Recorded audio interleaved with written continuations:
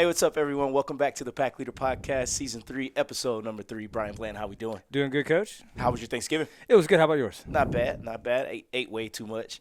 Yep. During the rest of the season, that's a bit dangerous, but we're retired, so it doesn't matter for us. Right. But yeah, it was great. I got to spend some much needed time away from the grind with some family. My mom we kind of did it potluck style. My dad actually had to have a surgery the day before Thanksgiving, so we kind of just all pitched in and made sure she didn't have to do too much cooking. But you would have thought that we were preparing food for 20 or 30 people.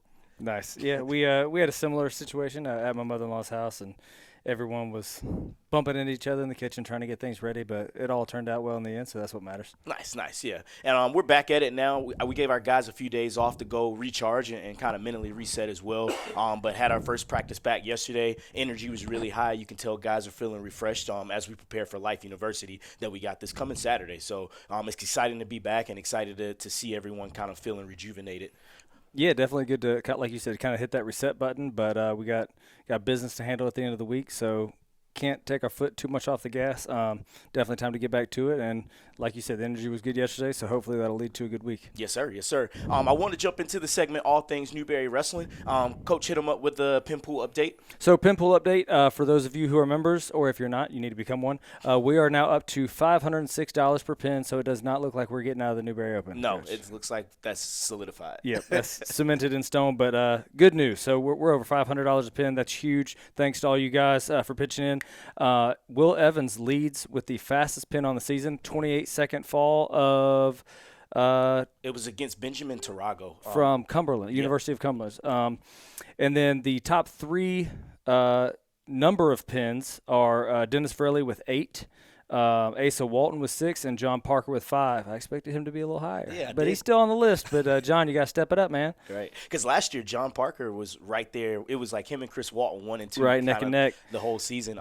But Dennis Verrilli is a redshirt freshman for us from New Jersey. He's a pinner. Yeah, for a guy who's redshirting, you'll probably see these numbers slow down now that we don't have any more opens until the Newberry Open.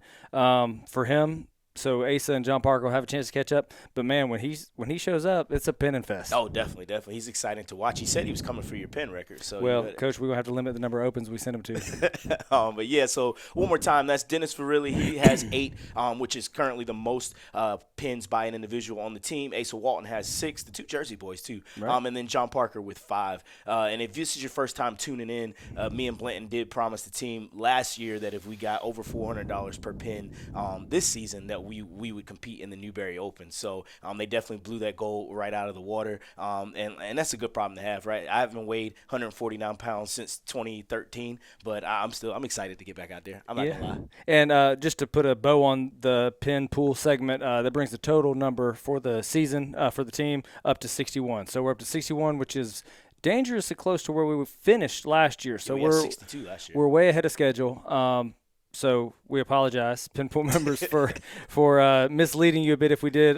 We did not anticipate having such a great start to the season, but it's good news. Again, great for our fundraiser, and looking – hopefully that number gets close to like 90. Yeah. I know in 2018, 2019, when I was here as assistant, I think that we had reached like 92 pins. But like you said, we're done with open season pretty much, so I do foresee that number, especially as we get into the most difficult part of our season, to start to slow down.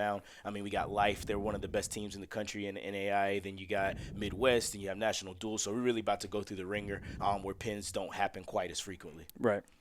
Well, awesome. I wanted to jump into the next segment, our competition recap.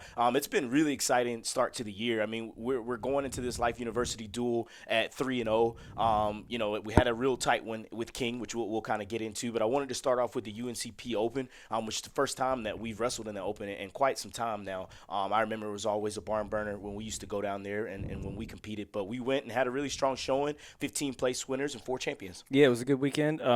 Really set the tone for the pins. Our first – did we wrestle? We wrestled Montevallo first, didn't we? No, we did Pembroke Open first. Pembroke was our first company? Okay. So I knew those two were kind of back-to-back. But, yeah, Pembroke Open was a good opportunity to get all the guys. So it wasn't just the varsity guys or just the red shirts, kind of letting everybody get on the mat and compete for the first time. So you got to kind of see where everything stacked up, because normally we do have a duel or two before our first Open. which is kind of where my mind was at. But so you've kind of seen your starting core group of 10 guys compete already, and then their approach sometimes is a little different at their first open from the guys who haven't competed at all since high school, really. But, it was good to kind of see everybody knocking that rust off and getting after it on the same day. And like you said, 15 placers, 4 champs, and I think we had I want to say it was in the ballpark. I know we had 19 pins as a team at King Open, but I think it was similar, like 16, I think, at Pembroke. So a really good start to the year as well. Yeah, and the 4 champions from that were Devin Moore at 149 pounds. He won his weight class. PJ Wonderlick, fun fact, that was his second time winning it. When he's at Coker, he actually won the Pembroke Open as well. At Pembroke Open, and then to Brandon Gant, we had a kind of like a wrestle-off situation there in the finals of 184, but he won his weight class. And then at heavyweight, Devin Rice won his as well. It was a matchup with UNCP kid. So a couple other guys that were right there, like John Parker was in the finals, had a really strong showing. That match was crazy, but I'm glad he ended up actually getting that W back in that head-to-head, which we'll get into a little bit later. But strong showing. Yeah, Jacoby lost to Brandon in the finals as well. So Ben Gilliam, I think, had he placed, I think, third. But yeah, just lots of these guys who really showed up. Dennis really, I think, took third there as well. Yep. So across the board, strong showing. 15 different guys found a spot on the podium, and like you said, the 4 guys who won it looked great. So Definitely. Again, good start to the season. And for both of these opens, one of my favorite things was just the fact that everybody was there. Even if we had guys that even if they weren't able to compete due to injury, they were in the corner helping coach a red shirt. And so it was just an awesome opportunity for us to get on the road out of the monotony of practicing and running in a circle. You know what I mean? And just doing the day to day and just be together in what we ultimately do all this for, and that's to compete, and that's the most fun part. So it was just good to just be there as a full squad and be getting after it. Yeah, especially like Z and Jacoby, who meet in the finals, but when they're not wrestling each other, they're in each other's corner cheering each other on. Just seeing that camaraderie, and it's kind of practice for when you need that energy on the bench in a dual meet too as well. So just lots of positives coming from that first open at Pembroke, and again the success that we had as a team there was certainly a good way to start. Yep. And in these next 2 duels, we wrestled Montevallo on November the 8th and then Emory and Henry on November the 14th. I felt like overall we showed up and did what we were supposed to do. And even in some of those matches that we didn't win, maybe we were a little young. Like one that comes to mind against Montevallo is Ben Gilliam against the 33-pounder. That's a Division I transfer. We are a true freshman out there competing, and Ben's really, really talented. But that's one of those weight classes where I think, he just at the current time is maybe just a little bit better than we are, but I do foresee Ben to continue to close that gap. Right. That one actually, Ben didn't wrestle. We still weren't sure on him against Montevallo. Oh, you're right. That was JP. But similar situation, same exact scenario against King. Was actually winning the match and had what probably should have been the takedown to seal it late. But Frankie's 4th-year guys, you got a true freshman wrestling a senior. He's gonna have that experience and kind of found a way to weasel out of it and get the takedown of his own to win the match. Little things like that happened, but I'm getting ahead of us. But back to Montevallo and Emory and Henry, like you said, we even at weights that maybe we didn't win. I'm thinking about the Emory and Henry match, and it happened again against King as well. But Zach Harrington was out there dominating, up by I think 12, and got pinned. And I think he was up by 9 or 11 or something against King. Same thing happened. So putting himself in positions to win and looking great doing it, just making a mistake, get that out of the system early, hopefully. But looking good even when we're losing in some of those. Yeah, and for Harrington, I would say some of that, this is his first year actually in the lineup. So I think some of that is just him getting the repetition of experience and just, knowing how to manage a match when you're up, winning by 10 or 12 and knowing that you can't necessarily take your foot off the gas or get lazy in certain positions. I think that'll come with just more match reps. Right, yeah, clearly just a lack of that competition experience, but he's a talented kid. Obviously, he was dominating both matches. He ended up getting the King one back at the King Open, which we'll get to. I keep jumping ahead, but kind of touching on him because it was the same scenario in Emory and Henry and King. Both times he was up massive and got caught. So little things like that are, I think, a little easier to sit with than just going out there and getting beat on. Definitely. So that Montevallo match, just to give you the exact scores in case you haven't seen them, 31-14 was the final score. Emory and Henry we defeated 51-6, and then King, which was our most recent and most exciting duel, we won 21-20, and we had to win the last 4 bouts to win, and then we also had to get bonus and a pin as well to win that duel. So we really stepped it up for those guys. Shout out to 174 all the way through heavyweight for getting it done. But that was a really tough duel. I think on paper going into it, I felt really good about it. I do feel like we're more than a point better than them, but a lot that people might not know about, I feel like contributed to the lack of us not being ready. You could tell right out the gate we didn't look ready. We hit traffic, showed up probably an hour later than we wanted to for that pre-duel workout. We had guys that needed to get a pound and a half, 2 off still, which had we gotten there, that would have been fine if we got there when we originally scheduled. But everything just felt kind of rushed. Yeah, and not only were we rushed, but then as soon as we weighed in, we weigh in one building, compete, and have a locker room and everything in a completely different building. So it was kind of trying to manage a warm-up situation, getting from one building to another, all that kind of stuff. Just a little bit of a headache, not the biggest deal in the world. Shouldn't have played the role it played, but I do think it lended a hand in sort of the way things went. Not to mention, you were a coach there. Most of their starting lineup are guys you recruited, you brought there, so they always are going to try to punch us in the mouth and bring their A game. And you could just see with certain matchups the game planning that went into things, especially with Devin Moore and PJ, both probably our 2 highest ranked guys, going out there and really getting bogged down, and them just kind of having a game plan for them. Ben Gilliam, like we mentioned earlier, was winning most of the match, gave up a late takedown when he was kind of getting the takedown, kind of got rolled through and scored on to lose that close one. And then Harrington, again, same thing, was up by 9 or 11 or 12. He massive lead and got caught. So those are all things that in a dual setting, man, the stars and planets align, you can really close the gap on a team, and they did that to us. But then you saw some of those go the other way the next day. Yeah. That game plan wasn't going to work against Devin Moore 2 times in a row. Right. Harrington went out there and not only dominated but pinned their kid. So little things like that flip. Gilliam had another shot at Frankie. This time he had a little bit of a game plan. So he was able to beat Ben a couple times. But, again, I think that comes down to experience as much as anything. And now that Ben's seen it a couple times, and now he's getting some varsity matches under his belt, I think the sky's the limit for him. He's talented. Oh, he really is. I'm so excited for him. And same for John Parker. John lost to that kid from Pembroke in the finals of the Pembroke Open, and then we went and got that W back as well. So it's cool to see him close what I wouldn't say is a gap, but just figure out how to win against a guy who has a style that's a little bit kind of clashes with his. Right, and his similar to Harrington in a sense. He had a 3-point lead going into the third. I think was up like 5-0 or 5-1 at a different point in that match. And then just like you said, find out how to wrestle and hang on to a lead and win matches that we're leading, not just, win that tight one or pulling one out at the end, but when you have a lead, not letting them chip away and come back. Right. Absolutely.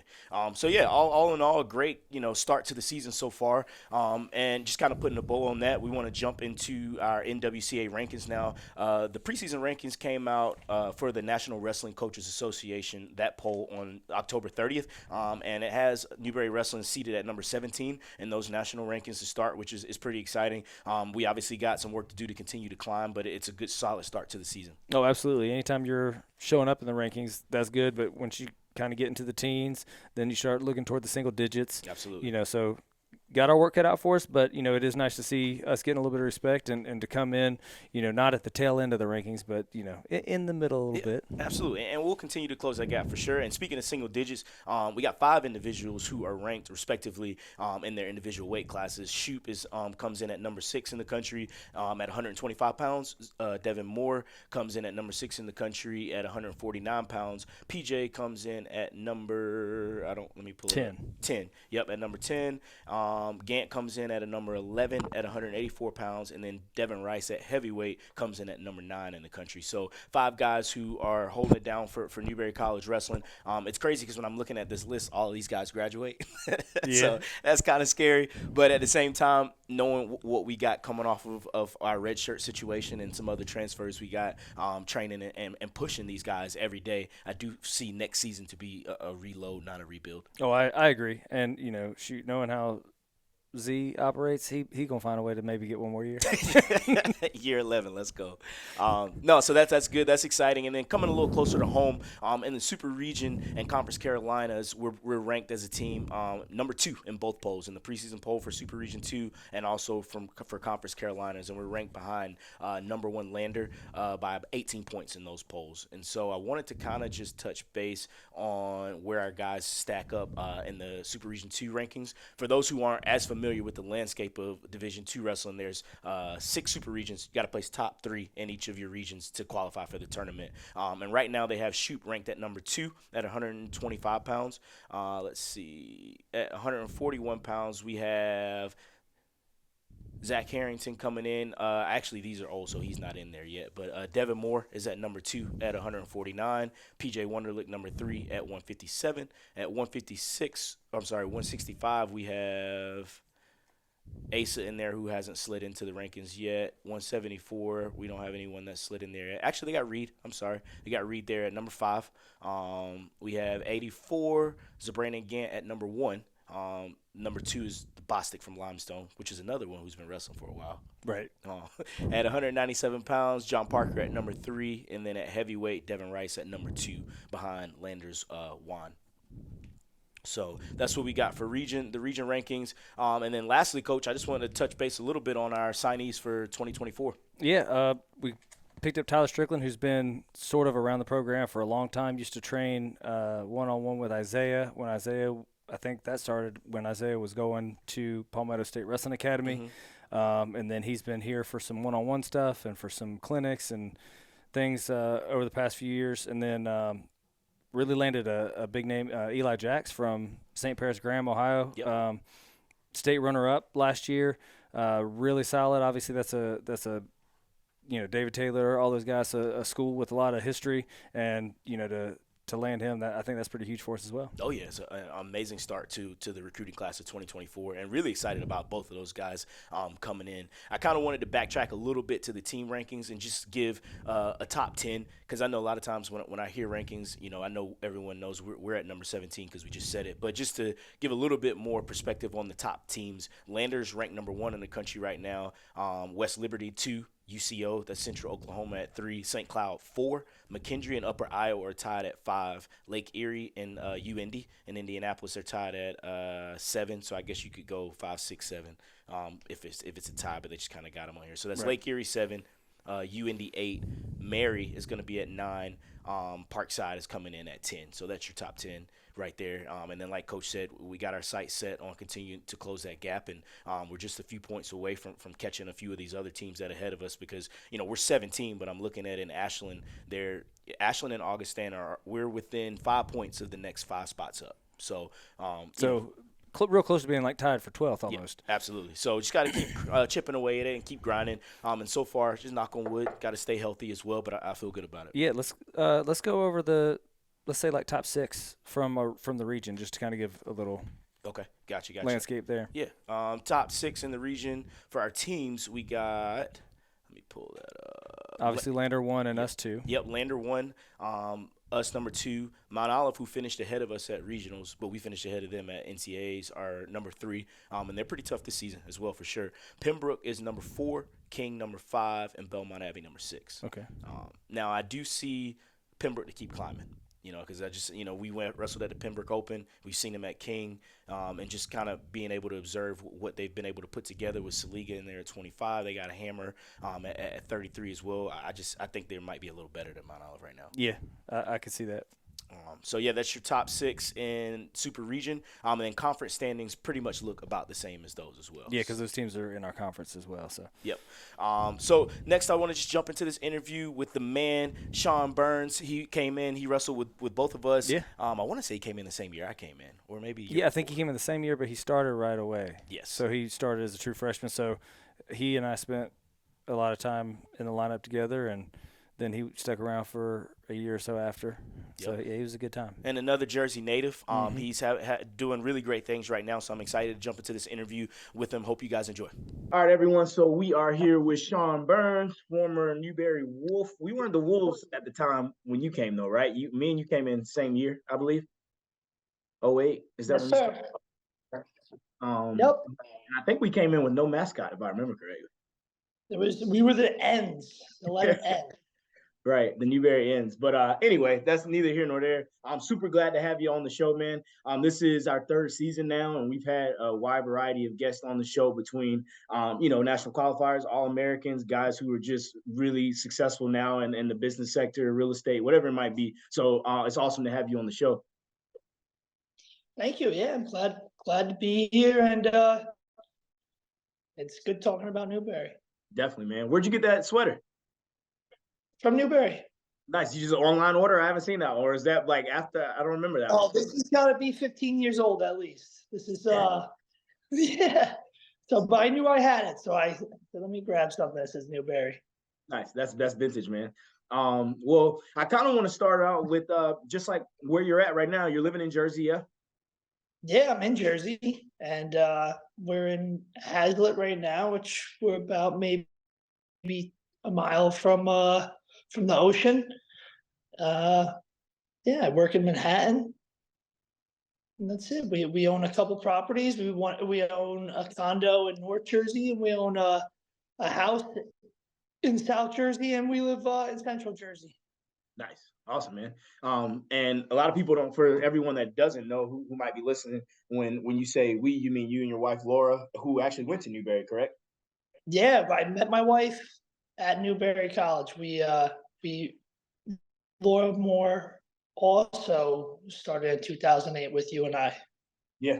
Awesome, man. It sounds like a lot's happened since you graduated. So you said you got a lot of different properties, which I'd like to get into that, but let's start with what you're doing work-wise. So you travel to Manhattan for work. What do you do exactly in Manhattan?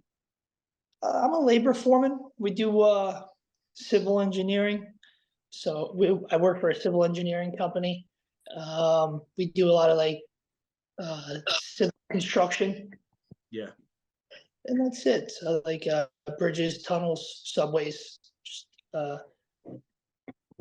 and Mr. Blanton himself. How you doing, sir? My man, how you doing, brother? Very well. Nice. How long now? I feel like you were doing some stuff with in that, I guess, realm in college too, right? Like over the summers when you went back home? Yeah, it's still the same company as I started with in 2008. I worked the summers with them while I was at Newberry. And when I graduated, I went right back to the World Trade Center and kept working with them. That's awesome, man. So you got to be approaching retirement soon. You've been with them this long. That's been a while. Yeah. I think 2039, I'll be 50 and I'll be able to retire. Nice. So you say you got some properties. Talk a little bit about that. Just kind of scooping them up as you go along. Is it just kind of like a side hustle? It was like Monopoly, yeah. So when I got out of school in 2014, I really wanted to buy something, but I just graduated college and I didn't really have much. So I worked on my credit. I got my credit up. I had to buy a truck and I put 100 points on my credit, and then that ended up letting me buy a house. So I put down, I forget what it was, but it wasn't much. First time homeowners act, I was able to get in on a house in 2014, and it was about 90 miles each way to work. So I had a real commute, but I was able to buy a house down in South Jersey. And my wife, Laura Moore, moved up New Jersey. she ended up buying a condo that was about 17 miles from where I was working at the time.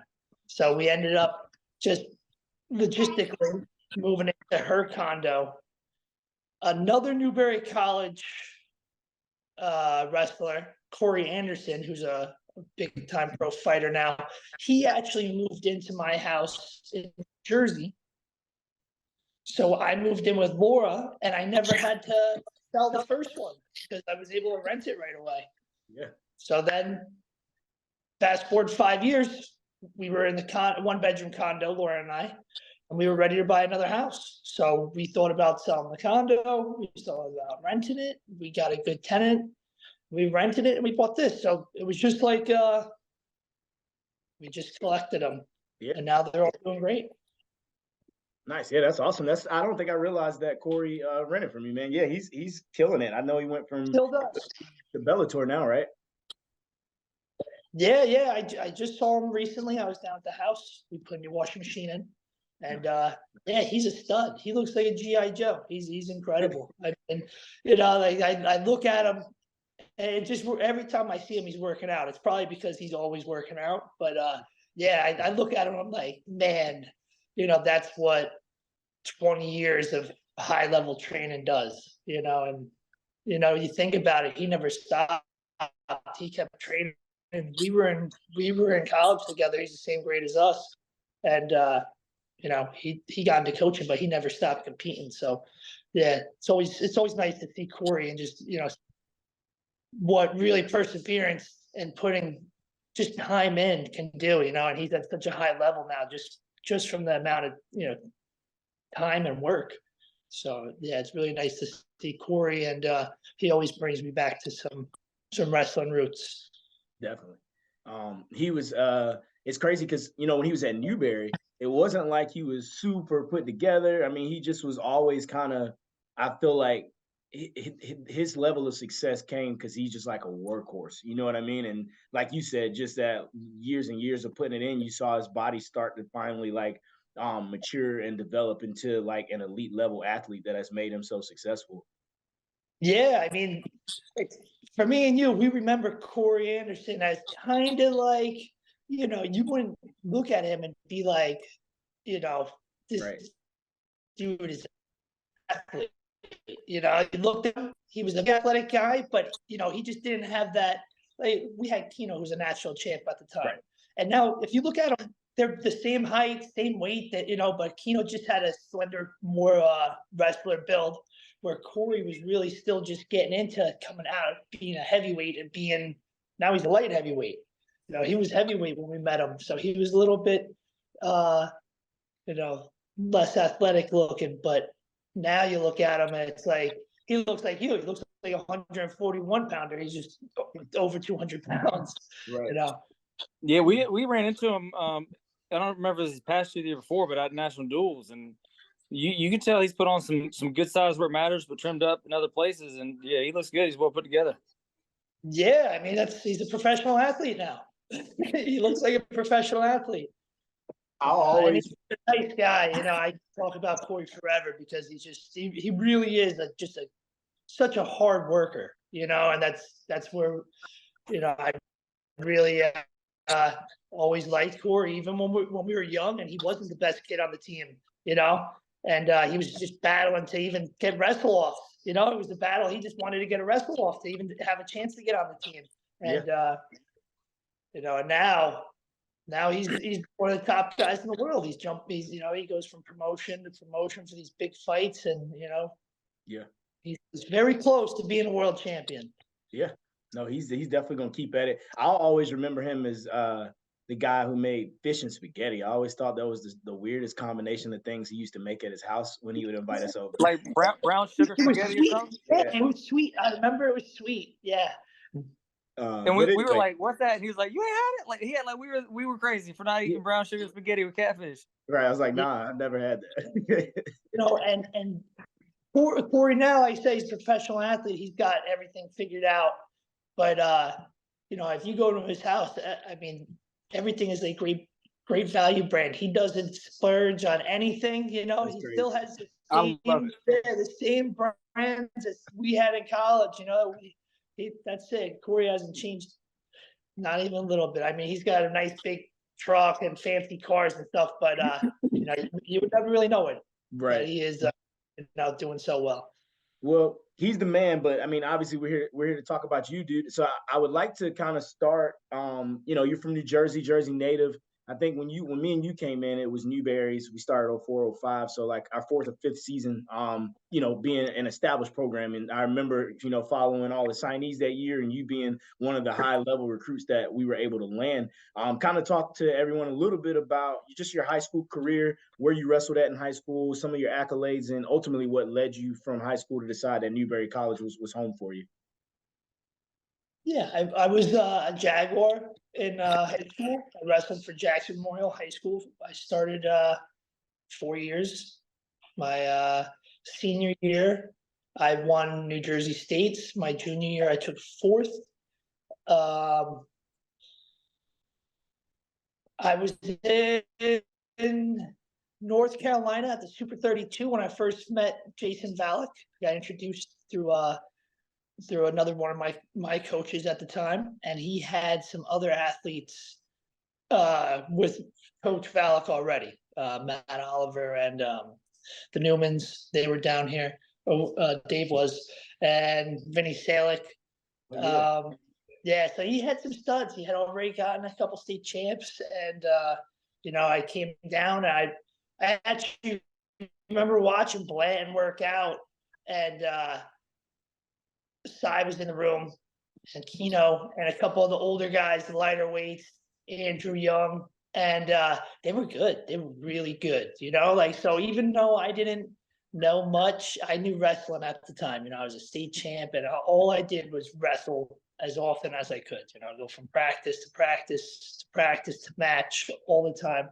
And that was my life. And I got down to Newberry, and they didn't have the facilities. We were in the old gym practicing. They had the mats rolled out floor, and I liked it. It reminded me of Jackson. We used to roll our mats out on the cafeteria floor. We didn't have a wrestling room, and we were the best team in the state. And we won at one point we were the number one public school in the country, and I think in 2007 we were, and we just won a lot of matches, and it was so much fun. We went to Minnesota. We wrestled in the Clash in high school. We took second. We lost to Carl Sandburg, Illinois. We beat Apple Valley. We beat some really, we wrestled Montini. We wrestled a bunch of really good high-level teams out there, and Jackson took second, and we third the next year. We went out to Minnesota twice. We flew as a high school team all the way out to Minnesota, which was, at the time we didn't realize how lucky we were, to be able to get on an airplane, fly to Minnesota, and we stayed at the Mayo Clinic, and we wrestled like 11 hours one day. We wrestled like 8, 9 dual meets. I don't even know if that's possible. But that's what I remember. And we got our school on a Mountain Dew can, and Jackson was really on the map. And I won like 123 matches in high school, which was a lot back then for wrestling for Jackson. And I remember talking to Valek one time. He called me up, and he was a real good salesman. He called me up. He said, I got a 80% scholarship and 90% scholarship. He said, which one do you want?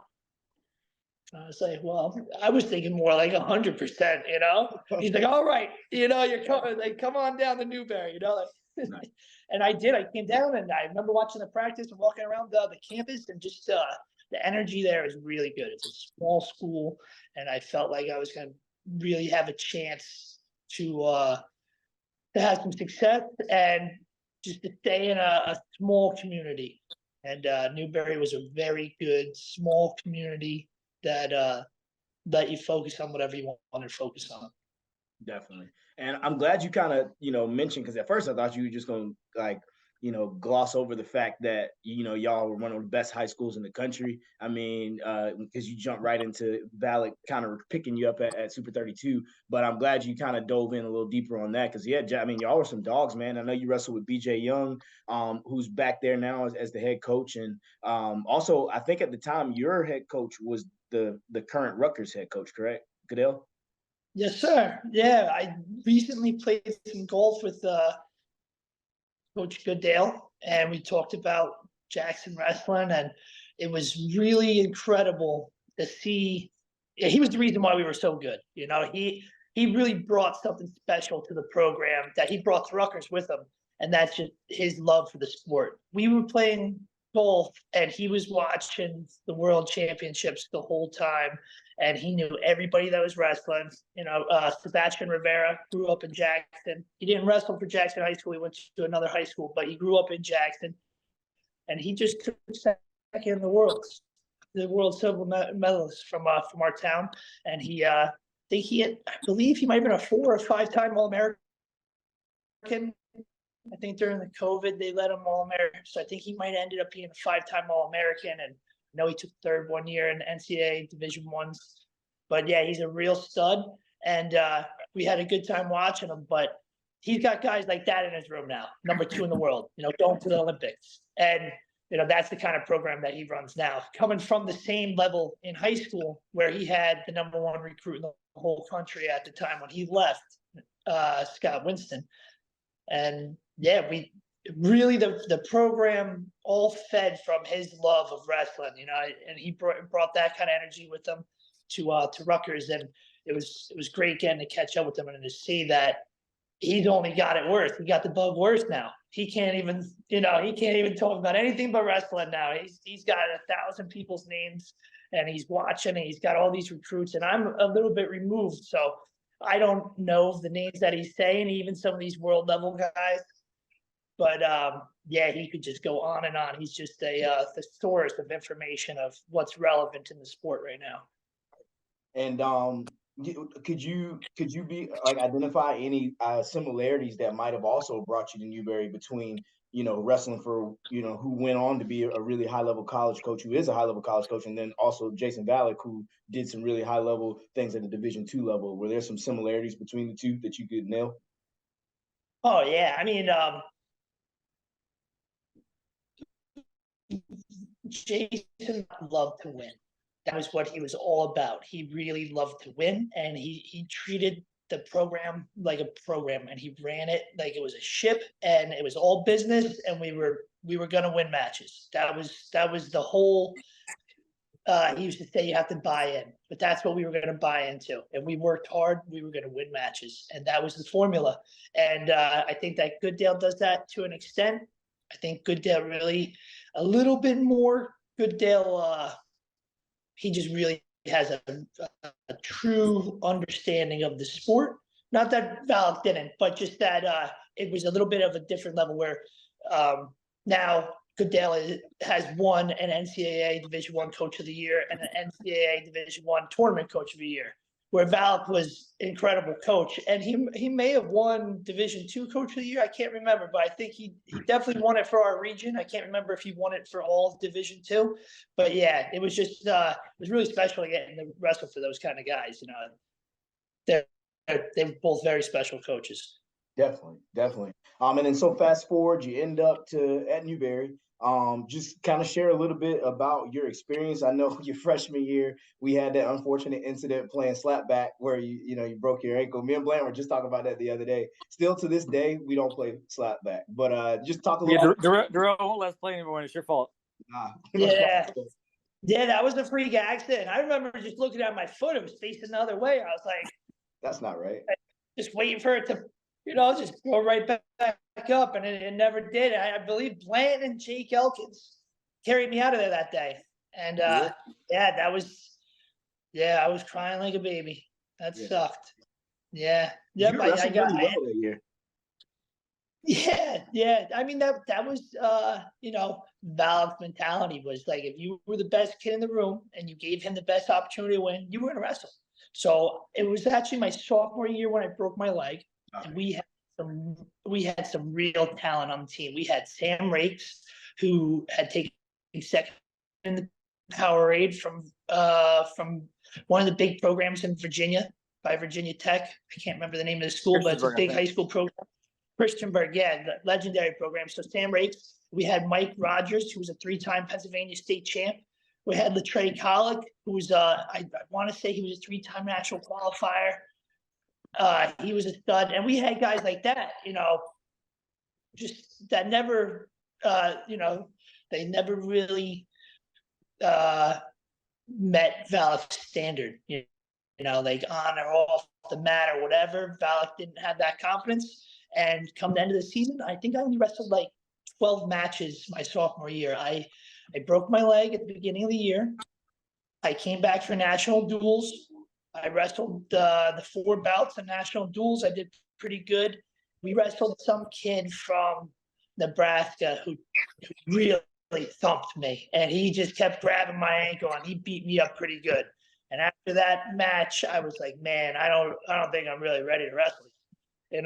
I think I still have my crutches with me out there. And then the end of the season, it was the last dual meet of the year. I was in my red shirt, still had a medical red shirt my sophomore year. And the last dual meet of the year, we were wrestling Limestone College. And Valak was like, I don't know what one of the other guys did, but Valak was like, you're wrestling. And that was it. I wrestled 1 dual meet other than the national duels that year. I went to nationals with like 17 matches on the year. That was it. They were all in the end of the year tournament. That's crazy. But like you said, I mean, he clearly saw something in you, that like, hey, you should have been the guy, but wrestling on one leg is not easy. Yeah, it's just, to be 100% honest, and something that I've learned since then, and I didn't fully understand that then, but wrestling is 90% mental. And with a lot of these higher level athletes I've ended up running across since wrestling, it's that mental edge. So it might have been that I didn't think that I had the best cardio, or I didn't think that I deserved to win at the end of that season, because I didn't get to practice that whole season. So that mental toughness, wasn't maybe there, or I didn't believe it. And I think that maybe is, critical in college wrestling, is that mental edge. So even if you only have one leg, like Kurt Angle, he broke his neck and won an Olympic medal with a broken neck. He had a mental edge. The first doctor he went to said, you're a crumpled soda can. There's no putting you back together. You're crumpled. And he went to another doctor, and the doctor said, well, we could probably get you ready in 2 weeks. And he won a gold medal. And when you're in college, that's the main thing, is just to focus. Like, if you break your leg your sophomore year, you still have 3 years left.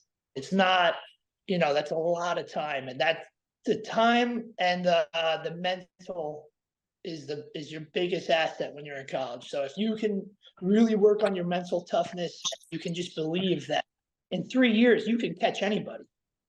When Jordan Burroughs left high school, he wasn't the best wrestler in New Jersey, right. And now they talk about he might be the best American athlete ever. Right. He's up there with, Michael Phelps and some of these huge names, that he's, a giant of the sport now, and he's immortalized himself.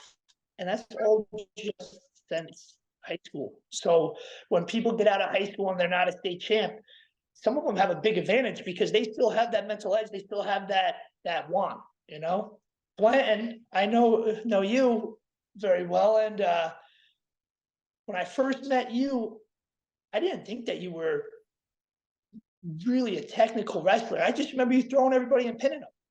And I was everyone, and it was such like made up moves, they just worked. It was not really high level stuff. But then when I, after watching you win a national title, I realized that you really committed to those moves. You really believed that they were going to work, and you had that mental edge that you were going to slam a leg cradle on the number 2, number 3 guy in the country, because leg cradles are what you were slamming on people at the time, or you were going to lat drop a top 5 guy. And I can't remember who the guy was. I think he was the number 2 guy at the time in Division I or something like that. It was Kent State dude, inside tripped him, Kilgore. Gilmore, Yeah. and he hit this dude because that's what he hit. That was his move, and we're like, he just hit this guy with an inside trip. But it's a good move. It's high level, but I mean, when you see someone get hit with an inside trip, you're like, oh, that's what it was like watching Blanton wrestle. You just sit there and you'd wait for magic to happen, and it was really nice getting to watch Blanton wrestle like that because he's somebody that really believed he was going to win. He would go out there and he's another one. He didn't have a bodybuilder build, but he could throw these guys because when he went for it, he went for it. That was really nice to watch, and that's part of the sport that I really liked. Is it's very much mental, and it could just be a bad weight cut, and that could be what lost you your match because you had a bad weight cut and you lost your mental edge, and no less the wrestler could beat you. Right. Yeah, but I mean, in that same token, like you were similar. I mean, you went out there looking like a coat hanger and knocking off, returning region champs and All Americans and this, that, and the other, because it was that mentality of like, I'm Sean Byrnes, I'm from Jackson, I'm from Jersey, I got this. And there were times that you really had no business with these dudes, but you found a way to stay in the match and be stingy and give yourself a chance to win. You still take down here, still reversal there, cheap near fall. All of a sudden, like, it's out of reach, and all you got to do is survive the last 30 seconds, and boom, Sean Byrnes just knocked somebody off who, is a big name in D2. I mean, you were very similar, man. You were fun to watch. Yeah, and you just talking about that brings me back to some matches that I haven't thought about in years. I remember one time I think I was a freshman, and it was my first dual meet in college, and I wrestled this kid Lamacuso from Mercyhurst, Pennsylvania, and I didn't know who he was, and I had made weight at the school for 149. I was going to be a 149 pounder. The 157 pounder didn't make weight. Me and Latre were buddies. We were sitting next to each other, and I looked at him. I said, "Well, I'll go 157." We both were weighing in at 149, and I think Ravel's handed me some Gatorade that I started drinking on the bus on the way to a quad meet. And I had no idea that I was going to wrestle. I believe at the time he was ranked third, and I think he ended up being a 4-time region champ, I think, or a 4-time region finalist. But he was a stud. He was definitely an upperclassman, and he was definitely a weight class heavier than me. And that was my first dual meet. And right off the whistle, I funk rolled him for 5. I went up 5-0. And I think somebody had told me that he was tough, but that if I won the match, I could go out that night. I think that was what was mentioned at the time, and that's where my head was at. But yeah, I think that's what was mentioned. And I wrestled a returning All-American, and I majored him. My first match and the first rankings that came out, I think I was ranked 2 or 3 in the country in Division II at 157 pounds. When I was planning on wrestling 149, but the first match, I think I wrestled 2 kids that were ranked that day, and I beat them up pretty good. And after that, there was no more cut weight. I never knew really about cutting weight. I would swell up the day before weigh-ins, and then I would have to lose it. But it was never really a cut after that. And then the other one I can remember was national duels. Obviously, you guys were on my team for all 4 years, so every match I wrestled, you guys were both there. And I wrestled this kid, Edgars from Upper Iowa, Yeah. and he was a nut stud. He ended up being a national champ, I think. I think he took second to a kid from Nebraska, Omaha that year, who was on the Olympic ladder. But yeah, I remember they had a big. McNeely was the one who he had lost to. He actually had a broken ankle and beat this kid in the national finals the year before.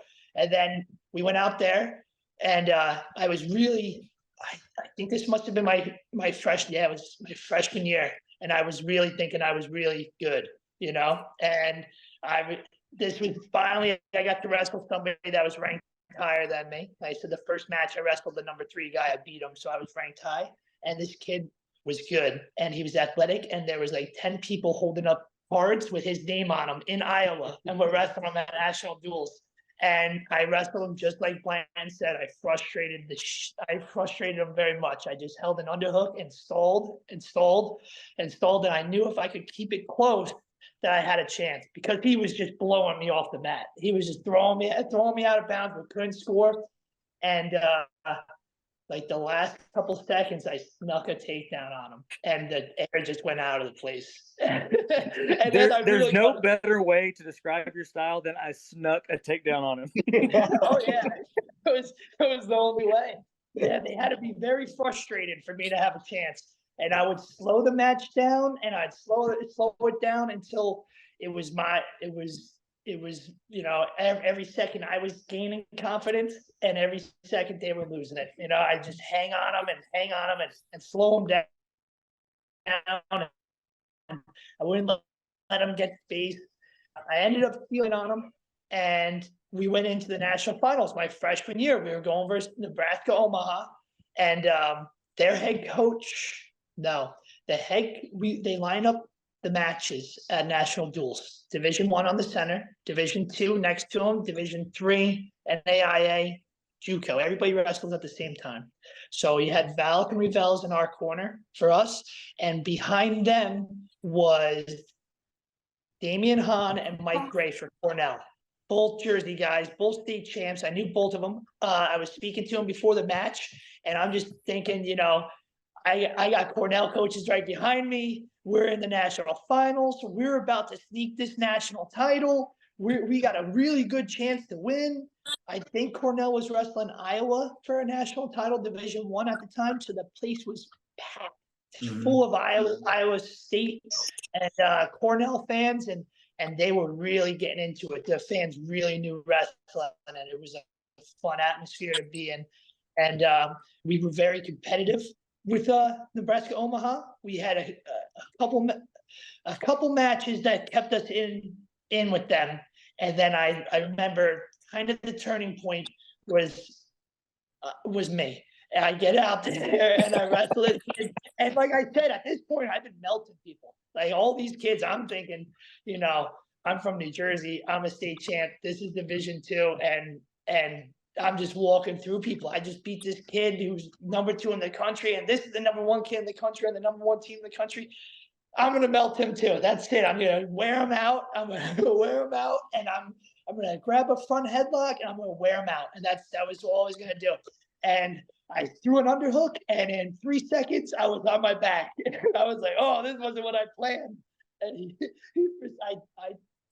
I may not be remembering this correctly. Blanton might remember it better, but I think after 5 seconds of holding me on my back, he just let me go right back up to my feet.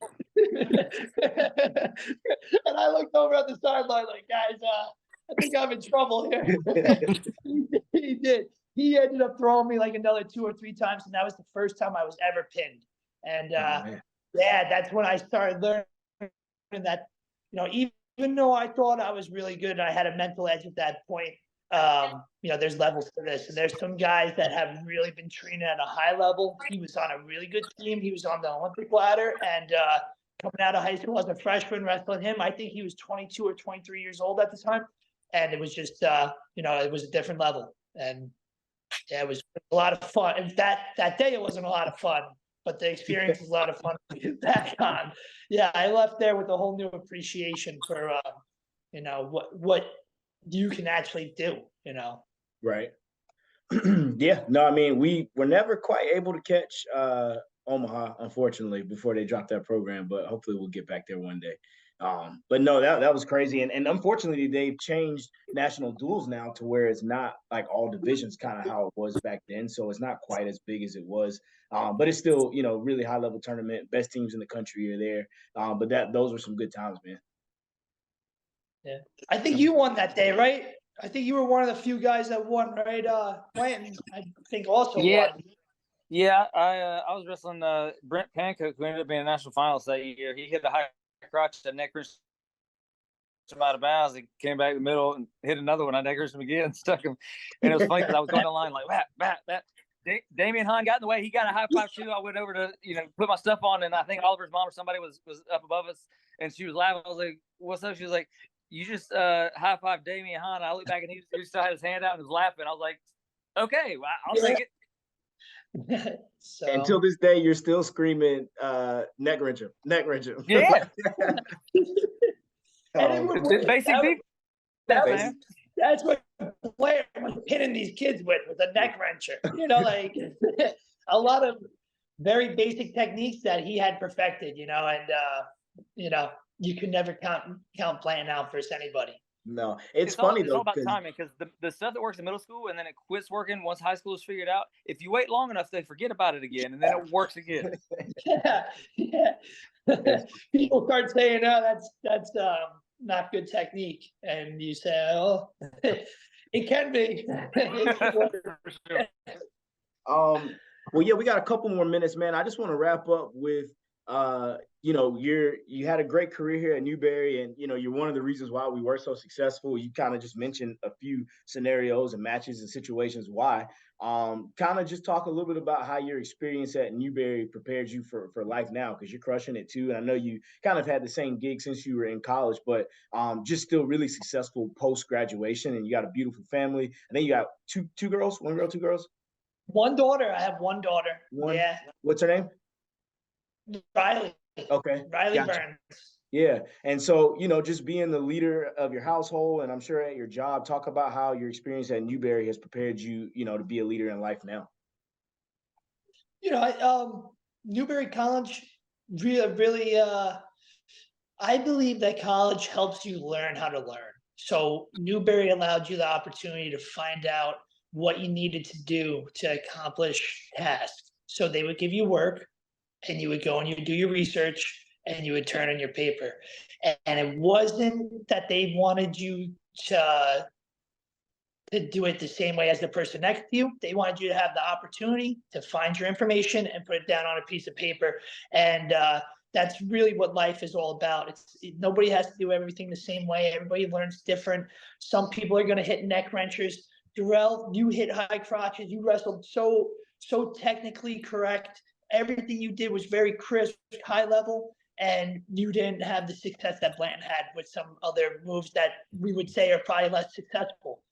But that's how life is. So sometimes you just have to stick to what you like and keep doing it for long enough, and eventually you'll be looking around the room and you'll be saying, "I'm the best one in here." And maybe not everyone in the room is saying it yet, but if you just keep believing it and keep believing that working hard and believing that you're the best in the room, that'll make you the best in the room. It's just time and effort is really at Newberry and in wrestling and in life. I think that is a good formula for success. Just time and work, and that'll yield you very good, a lot of success in life. That's awesome, man. And yeah, you mentioned that time, effort, and the mental edge piece. Those are especially that mental edge piece. That's the hardest thing on the other side of things now as a coach to teach, because we all know it's important. Like, we all know, like, the mental edge is what you need to be successful, but to, like, make that sink in a way that is palatable, in a way that a person can actually digest is different from person to person. It's just so hard to drive that point home. So no, I appreciate that advice, and that's one thing we preach daily. I try to find 1 million ways throughout the course of the year to talk about that same principle, just because I know at the end of the day, everyone's practicing at 3:30, but it's between the ears is really the difference. So I couldn't agree more. Yeah, and just touching on that, we brought up BJ Young, who's one of my good friends. And when he was in high school, he was not a world beater, but he was one tough kid, and he was one of the hardest workers no matter where you put him. And he would shoot a head down double, and he would just really work so hard that even a head down double, somehow he would just gather up and he would score these head down doubles on guys like you, Darrell, who were bigger, stronger, faster, better technically. And somehow he would come up with these takedowns. And I would be like, how does he score on a guy like you that I'm bigger than you? And I'm like, I'm pulling out as much sneaky stuff as I can pull just to stay in the match. And when BJ got onto Valak's radar, he had just beat a kid who ended up being a state champ. And he came down on a recruiting visit at Newberry, and Valak was talking about money. And I know BJ his whole life, and I'm thinking that if you can give him a good offer, he's coming here. Like, you can have this really good kid. And at the time, I wasn't thinking he was going to even be a starter. I was just thinking that he worked so hard that we could get him in the room, that he would just, that ambient energy would really spread out into the team. And that would really be super beneficial, just to have a guy coming from a really high level high school program that really believes in hard work. And when Jay got down there and he got next to a guy like you, Darrell, and I know there was a couple other really good kids at the time. Cody Garbrandt was on the team, and BJ, and another kid who took third from New Jersey was also on the team. And when it came time to wrestle off, BJ he thumped all of them, and he had really outworked them all in the preseason, and he had earned his spot as a starter. And I think he ended up All-American in his freshman year as well. Yeah, he was a finalist as a freshman. Yeah. And like I said, he didn't even go to states. So and that's just to go back, and I wanted to touch on one thing. You said he would shoot a head down double. Say to call that a shot is generous. He would dive just onto his belly and finish somehow. It's one of the most miraculous things I've ever seen, and he did it every time. And he did it every time. Yeah, first very good. Really was to just get his hands locked. He knew if he could get his hands locked, he could figure it out from there. That's awesome. Yep, and he believed it, and he really did. He would shoot that head down double if he was wrestling bland. That was what he did, and that was what you were gonna get. You were gonna get a dive, and he was gonna get on your leg, and he was gonna gather, and he was a lot of fun to watch. And I think he's gonna do very good as a high school head coach, because he has that love for the sport, and he can teach people how to be a hard worker. So, and then with time, love, and work, you really have a good recipe for success in that's in our sport. Definitely. He was down here. We were fortunate enough to have him down for our alumni weekend this past October. So we got to spend a good amount of time with him then, and then he came down and helped out with camp. So he's still one that's really involved with the program, and just really supportive of Newberry Wrestling, which we all always support or appreciate too. So it's cool that he's back, to see him back at his home high school doing his thing and as the head coach.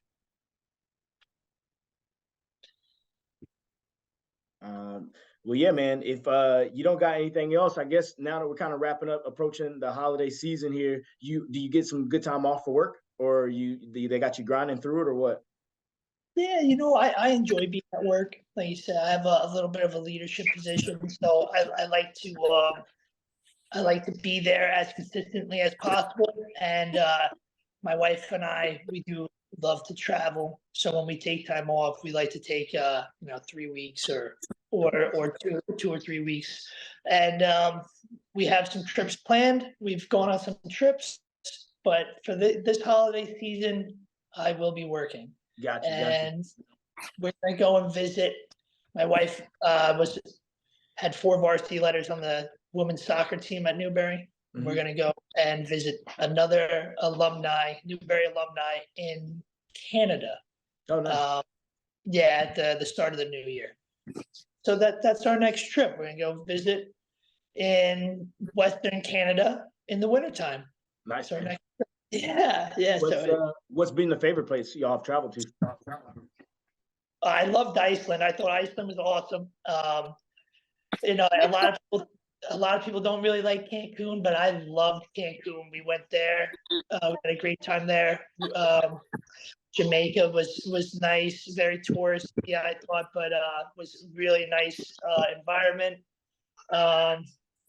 Bahamas were really nice. They were very expensive, but they were very nice. But I would say that Iceland was so different from anything else. And for people like us that are a little adventurous and a little athletic and don't mind climbing up a hill to get to a view, it's a place to go. You can see 14 different kinds of volcanoes, ones that blew up, blew down, blew out the side, blew up underwater, blew up under a glacier.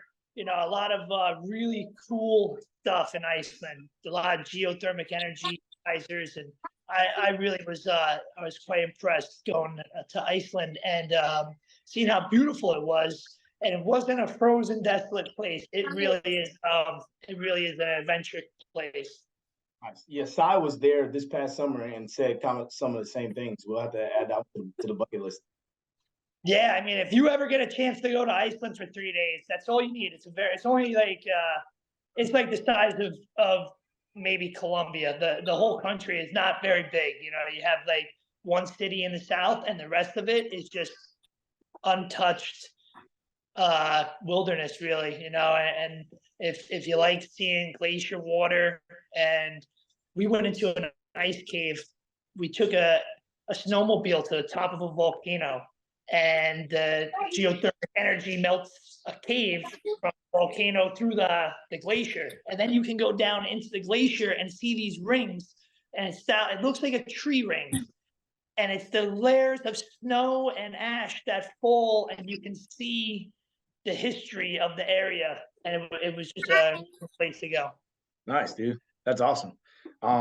Well, yeah, man, I really appreciate you taking time. I know you're a busy guy, and you got a family and everything, so it means a lot that you carve some time out of your schedule to hop on the podcast with us. Would love to get you down for a match, or at least next alumni weekend or something like that, so we can really chop it up. Because I mean, honestly, we could talk about memories and stuff like that all day. So hopefully, maybe next fall we can get you back down. But I really appreciate having you on the show.